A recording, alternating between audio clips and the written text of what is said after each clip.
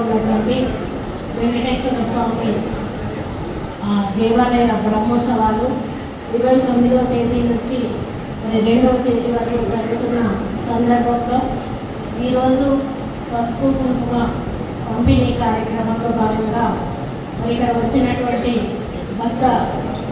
భక్తులందరికీ, మహిళా భక్తురాళ్లకు, ఆలయ కమిటీ మెంబర్స్కి, ప్రెసిడెంట్కి అందరికీ కూడా నా పెద్దలందరికీ నా హృదయపూర్వక నమస్కారాలు.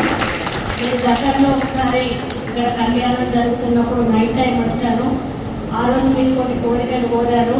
నా శక్తి ఉన్నంత వరకు కూడా ఆ రోజు నేను కొన్ని కార్యక్రమాలు చేశాను. మరి పోయినసారి ఇక్కడ నేను నిల్చకపోవడం, నేను ఓడిపోవడం కూడా జరిగింది. కాబట్టి ఆ టైంలో నేను ఏ దేవాలయాల్లో కానీ ఇక్కడికి కానీ వెళ్ళకపోవడము, అభివృద్ధి విషయంలో కూడా ఆ రోజు నాకు అభివృద్ధి చేసే అవకాశం రాకపోవడం కూడా, అందువల్ల నేను ఎక్కడా కూడా అభివృద్ధి చేయలేకపోయాను. మరి ఈసారి మీ అందరి ఆశీర్వాదంతో, ఇక్కడ ఉన్న దేవుళ్ళ ఆశీర్వాదంతో నేను ఈసారి గెలవడమే కాకుండా ఆ దేవుళ్ళ దయతోటో, మీ అందరి ఆశీర్వాదంతో ఆ దేవాదాయ శాఖ అనేది నాకు రావడము చాలా హ్యాపీగా ఉంది. ఎందుకు అంటే మొదటి నుంచి కూడా నేను ఎంపీపీ 95వ సంవత్సరంలో అయ్యాను. అప్పటి నుంచి కూడా నాయకుడు మురళీధరరావు గారికి ఒక అలవాటు, ఆయన ఒక మంచి అయినా చెడైనా డబ్బులు ఇచ్చి ఆదరించి ఆదుకునేటువంటి మనిషి.